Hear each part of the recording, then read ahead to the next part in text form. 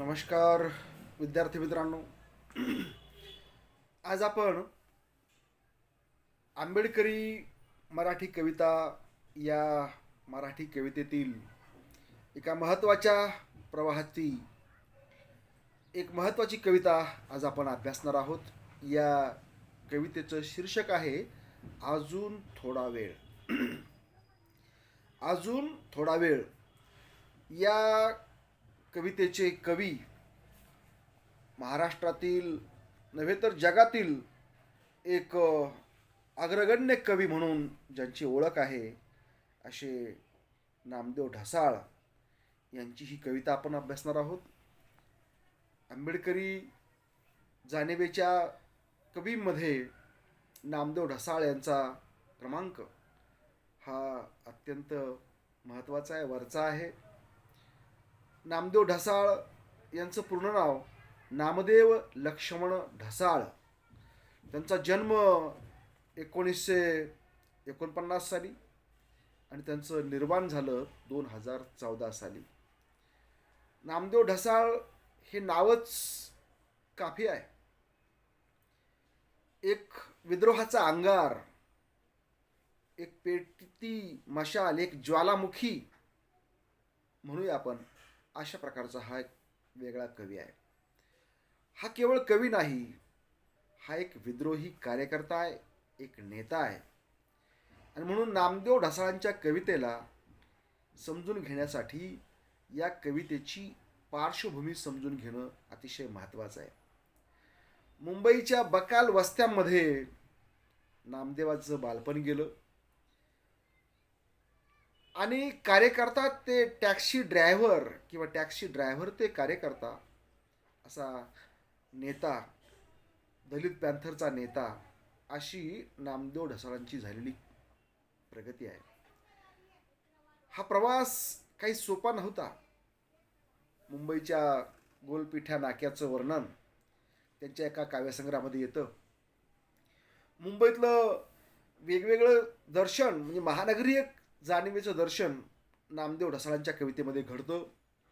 गोलपिठा, गांडू बगीचा, तुही यत्ता कंची, तुही यत्ता, हे त्यांचे काव्यसंग्रह आपण जर बघितले, त्यांची शीर्षकं जरी बघितली, तरीही या कवितेचं वेगळेपण आपल्या डोळ्यामध्ये भरल्याशिवाय राहत नाही. मूर्ख म्हाताऱ्याने डोंगर हलविले, मी मारले सूर्याच्या रथाचे 7 घोडे, खेळ, हे त्यांचे सगळेच काव्यसंग्रह अगदी आपल्याला एका वेगळ्या जगाचं दर्शन घडविण्यामध्ये यशस्वी होतात. आणि म्हणून नामदेव ढसाळ हे एक अजब रसायन आहे. जागतिक पातळीवरचं हे एक नाव आहे. महाकवी कुणाला म्हणावं तर ते खऱ्या अर्थानं नामदेव ढसाळांना म्हणावं. इतके संदर्भ त्यांच्या कवितेमध्ये येतात. माणसाचं अस्सल माणूसपण हे नामदेव ढसाळांच्या कवितेचं सार रूप आहे. मार्क्सवाद, आंबेडकरवाद या सगळ्या वादांचा एक सरमिसळ झालेला असा प्रवाह नामदेव ढसाळांच्या कवितेत आपल्याला पाहायला मिळतो. ही कविता म्हणजे सळसळती वीज आहे. ही कविता धारदार आहे. या कवितेला सत्याची चाळ आहे आणि अन्यायाची चीड आहे. आणि म्हणून ही कविता माणसाच्या काळजाचा ठाव घेतल्याशिवाय राहत नाही, अशी ही नामदेव ढसाळांची कविता आहे. गोलपिठा हा त्यांचा काव्यसंग्रह अत्यंत गाजला. या काव्यसंग्रहाला तेंडुलकरांची प्रस्तावना आहे. विजय तेंडुलकर एक त्या काळातलं प्रस्थापित नाव, एक प्रयोगशील नाटककार, एक संवेदनशील लेखक. त्यांनी या प्रस्तावनेमध्ये नामदेवांच्या कवितेचा अत्यंत सुंदर शब्दांमध्ये गौरव केलेला आहे. ही कविता ही माणसाची कविता आहे. ही केवळ कुण्या एका वर्णाची कविता नाही आहे. ही समग्र मानवतेचा विचार मांडणारी कविता आहे. आणि म्हणून आंबेडकरी जाणीव म्हणजे तरी काय खरं म्हणजे माणसाला माणुसकीपर्यंत पोहोचवणारा विचार म्हणजे आंबेडकरी विचार. हाच विचार मार्क्सनं मांडला होता. हा समन्वय नामदेवांच्या कवितेमध्ये आपल्याला प्रामुख्यानं पाहायला मिळतो. आणि म्हणून ही कविता मानवतेचं महनमंगल असं गीत गाणारी कविता या ठिकाणी आपल्याला आज पाहिजे.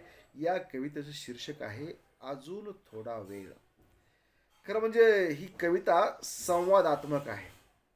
जशी नारायण सुर्व्यांची कविता ही आपल्याला साद घालते, संवाद करते आपल्याशी, तशीच नामदेव ढसाळांची कविता सुद्धा आपल्याला साद घालणारी आहे. ढसाळांनी अनेक कविता लिहिल्या. त्यांच्या कवितांचं निवडक संपादन प्रज्ञादया पवारांनी मी भयंकराच्या दरवाजात उभा आहे यामध्ये केलेलं आपल्याला पाहायला मिळतं. हडकी हडवळा हा ही त्यांची कादंबरी सुद्धा प्रसिद्ध आहे. आणि दैनिक सामनामध्ये त्यांनी लिहिलेलं जे सदर आहे तेही खूप गाजलेलं आहे. म्हणजे वैचारिकता त्यामध्ये ठासून भरलेली आपल्याला पाहायला मिळते. दलित पॅन्थरचा निर्माता ते महान लेखक, महाकवी असा हा सगळा नामदेव ढसाळांचा प्रवास. काही लोक त्यांच्यावर टीकाही करतात, परंतु नामदेव ढसाळांची जी भाषाशैली आहे ही भाषाशैली आतून आलेली आहे, काळजातून आलेली आहे. म्हणून ती भाषाशैली सुद्धा आपण समजून घेतली पाहिजे. तर या कवितेचा मतितार्थ आपण लक्षात घेऊया. अजून थोडा वेळ. अजून थोडा वेळ वेडे, अजून थोडा वेळ. अजून थोडा वेळ वेडे, अजून थोडा वेळ तग धरून राहायला हवं. अजून थोडा वेळ वेडे, अजून थोडा वेळ तग धरून राहायला हवं. रसद पोहोचेल न पोहोचेल, रसद पोहोचेल न पोहोचेल, जिथे त्यांनी देहच केलाय काबीज. अगं, जिथे त्यांनी देहच केलाय काबीज, श्वासोच्छ्वासांनाही जखडले आहे साखळदंडांनी. रसद पोहोचेल न पोहोचेल, कारण जिथे त्यांनी देहच केला आहे काबीज, श्वासोच्छ्वासांनाही केले आहे, जखडले आहे साखळदंडांनी, तिथे हृदयातला कंदील विझवून कसे चालेल. अगं, जिथे त्यांनी देहच केलाय काबीज, श्वासोच्छ्वासांनाही जखडले आहे साखळदंडांनी, तिथे हृदयातला कंदील विझू देऊन कसे चालेल.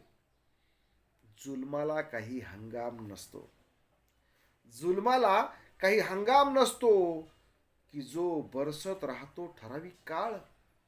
जुलमाला काही हंगाम नसतो, की जो बरसत राहतो काही ठराविक काळ. हेही दिवस जातील, जातील, हेही दिवस जातील, जसे जातात उन्हाळे पावसाळे. हेही दिवस जातील, जसे जातात उन्हाळे पावसाळे.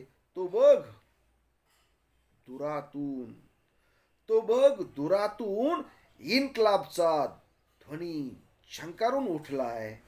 ऐकतेस ना, ऐकतेस ना, तो बघ दुरातून इन्क्लाबचा ध्वनी झंकारून उठलाय, इन्क्लाबचा ध्वनी झंकारून उठलाय. या कवितेचा आशय आपण जर बघितला तर हा केवळ संवाद नाही पती पत्नीमध्ये, हा दोन व्यक्तींमधला संवाद आहे, हा दोन शोषितांमधला संवाद आहे. दोघांनाही जखडले या व्यवस्थेनं. जशी दलितांची अवस्था केलेली आहे व्यवस्थेनं, त्यांचं माणूसपण नाकारलेलं आहे, तसंच स्त्रियांचंही या व्यवस्थेनं छिन्न भिन्न जगणं केलेलं आहे. त्यांचंही माणूसपण नाकारलेलं आहे. न स्त्री स्वातंत्र्यम अर्हती, स्त्री ही स्वतंत्र राहू शकत नाही, स्वातंत्र्य धारण करू शकत नाही, असं म्हणून ठेवलं आहे. त्याचप्रमाणे शूद्र अतिशूद्रांचं जगणं सुद्धा या म्हणून नाकारलेलं आहे. आणि म्हणून तुझं आणि माझं दुखणं एक आहे, परंतु वेडे आपल्याला थांबून चालणार नाही, हा इशारा हा कवी देतो आहे. अजून थोडा वेळ, किती काळ आपण सहन करायचा आहे. नामदेव ढसाळांची ही कविता वाचताना मला आठवण झाली दया पवारांची. ते म्हणतात की कुण्या जन्माची ही कैद, कुणी निर्मिला हा कोंडवाडा, शिळे खाली हात होता तरी नाही फोडला हंबरडा. शिळे खाली हात होता तरी नाही फोडला हंबरडा, कुण्या जन्माची ही कैद, कुणी निर्मिला हा कोंडवाडा. या कोंडवाड्यातलं जगणं आपण सगळे जगत आहोत.